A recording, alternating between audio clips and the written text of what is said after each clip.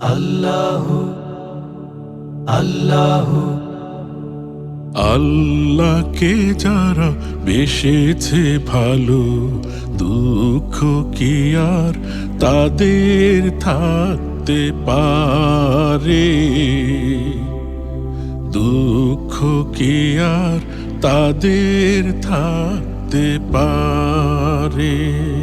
আল্লাহকে যারা বেসেছে ভালো, দুঃখ কি আর তাদের থাকতে পারে?